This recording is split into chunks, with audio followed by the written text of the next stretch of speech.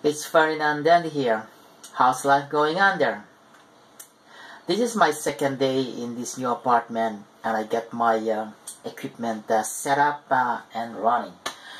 I'm about to test my first project in 2017. This is called the Hi-Fi Power Amplifier. The Hi-Fi is a discrete power amplifier design with its origin from my university in Baguio City, the Philippines. Designed and popularized by the late engineer Benedicto Lagisma. In his book, he called it Series 2 Power Amplifier Design. With me and my Bible version, I call it Hi-Fi Power Amplifier. I love it to call it Hi-Fi Amp. Here is the Hi-Fi Power Amplifier. Prototype number 2, and this is Hi-Fi Baby. We love to work together in my old bands, designing and building and manufacturing power amplifier, the Class D power amplifier, as well as the PATC or the pure analog tone control, as well as with some Arduino projects and any other microcontroller projects. He loved to listen to music.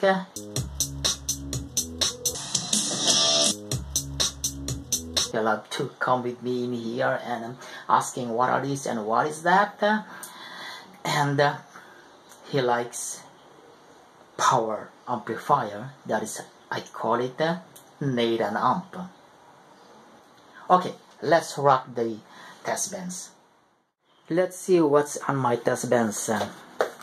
Let's start with the power meter. This power meter is incorporated here to easy know the power being consumed from the 220 household AC power.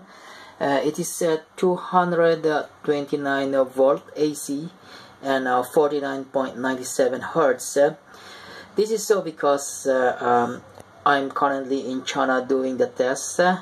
So if that would be in the Philippines, that should be a 220 volt 60 Hertz.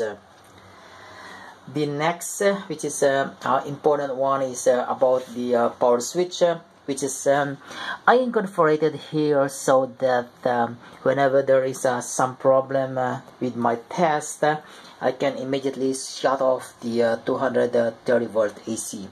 This is where the power transformer is connected.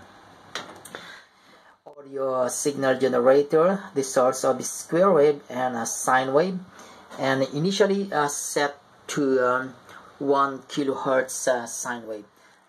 The Magoro automatic distortion meter, which reads AC signal in RMS as well as decibel and distortion in percent. The oscilloscope, which I can view the signal waveform, and this 2 voltmeter here is used to read the voltage at the base to base of the power transistor. That is the driving voltage of the power transistors. And this one here is to read the offset voltage set to 200 millivolt. This is so because normally within the specification of a Class AB power amplifier, which is just plus or minus 50 millivolt. And here is Hi-Fi Amp prototype number 1 in its raw version. You may not like to see this heatsink here, but well, leave it there. I'm going to change it with the appropriate heatsink. This is just the initial test. I call it the bring up test, the very first test after assembly, and it is loaded with an 8 ohms load. This is a customized resistive load. It's a big potentiometer, you may call it that way.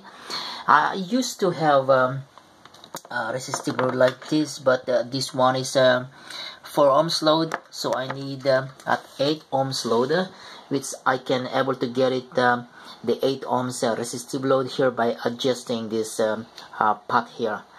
And this body here is my speaker load test interface. I made a video for this, how I able to do it. You might like to watch that video. And Nathan baby was there with me when I'm doing this speaker load test interface.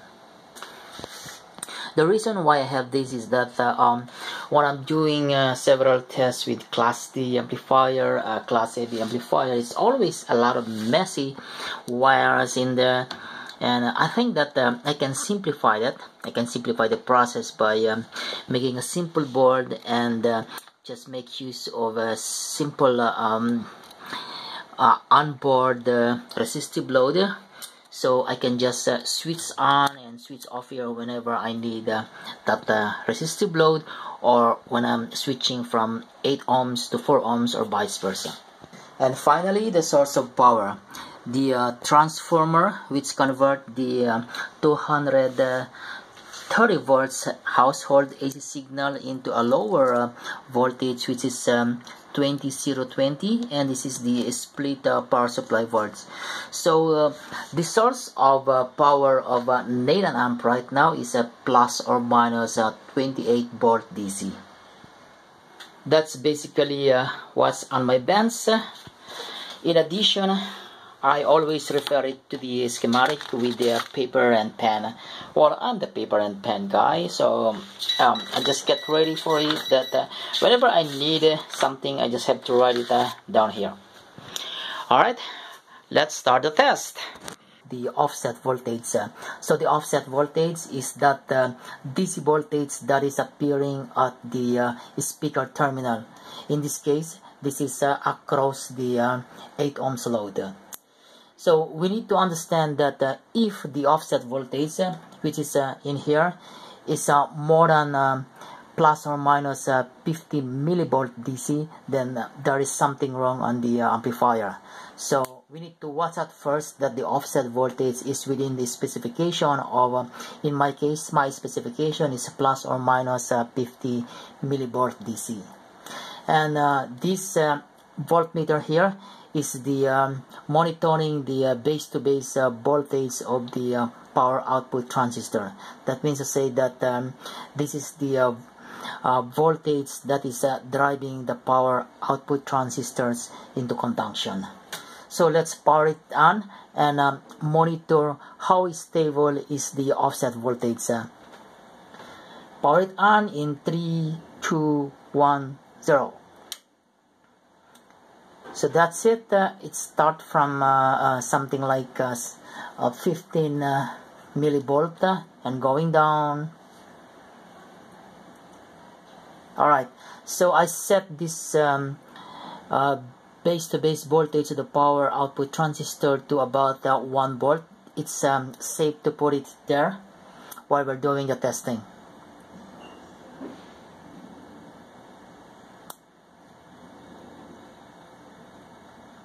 I'm measuring the offset voltage without any output signal or input signal. So there you are. The offset voltage gone down from plus 15 millivolt to 0. Well, the offset voltage should not be jumping like it jumping like or plus or minus 20 millivolt and or plus or minus 30 millivolt. Then that is something wrong on the amplifier. But in this case, you can see that the offset voltage is quite stable and it is not jumping. That means to say that the DC operating point of the transistors are in well conditions. The next thing to be performed is now to input the signal and again monitor the offset voltage as well as the output waveform at the speaker. So I'm increasing the amplitude of the AF generator now, and you can see the voltage swing at the 8 ohm resistive load is increasing to 500 millivolt. So let's going to observe that up to 1 kilohertz. We are not seeing any crossover distortion here, and the offset voltage is stable as well. So let's increase that to about 1 volt. That is the 1 volt RMS. So the output now is 1 volt RMS at the 8 ohms load. That is 0 dB. 1 volt is equivalent to 0 dB. And as you can see, the offset voltage with the input signal is don't change. It's not keep jumping. Let's check the input. Okay, it's not jumping that high. Okay, and let's put that back again to 1 volt RMS or 0 dB. Let's monitor it with an input signal of sine wave at the frequency of 1 kilohertz. The offset voltage is stable, as well as the base-to-base driving voltage of the power transistors. Let's see that until the transistor become warm for some minutes. We got an sine wave at the output with a signal level of there is 3 range, and we got 1 volt VRMS output at a distortion of common lights less than there is a 0.3 there, there is a 0.07, let's say 0.08 then. How is the heat sink? What will be the power output at 1 volt? Let's compute that. Let's see the power output at 1 volt RMS. There is 1 multiplied by 1 is equal to 1 divided by the 8 ohms load. There is 0.25 watt or 125 milliwatt. Alright, so you might ask while I'm maintaining that, or I'm using, come on focus, I'm using that small power output. Well, I'm not after the power output right now, but I am after with the stability of the circuit. I'm just waiting that any one of these transistors will blow up right now, and monitor the heat sink. I'm gonna stay in this kind of testing for about an hour or so, and then I gradually increase the power amplifier output and see how stable it is, how reliable it is. That's the way I test power amplifier. I don't immediately crack the power amplifier into its maximum. I'm gonna do that in the rock and roll. That is called the shake, bake, rattle and roll testing area. But currently now I'm just testing the stability and reliability of the new PCBs as well as the new component. It's almost 8 o'clock in the morning. I started this at 7:30 a.m. and it looks so far so good. Nothing blown off. We've got transistors in here is normal, and normal. I don't see something is burning or smell something is burning.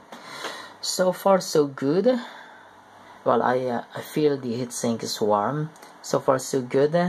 Hang on guys, someone sent me a message, and this is Master Tony Texan. If you can read it, that's once again Master Tony Texan, which is the amplifier guru. I just want to make it clear to you guys that it's not Tony Starks of Iron Man, but it's Tony Texan, the masters of audio amplifiers, either vacuum tube, discrete, or transistorized, or IC. Let me see on my mobile phone what his message is. Where is my phone? There it is. Yes, you can see it's message. Alright, let me open it. My password, I'm not gonna show my password. And what it said is the progress of my Nathan amp.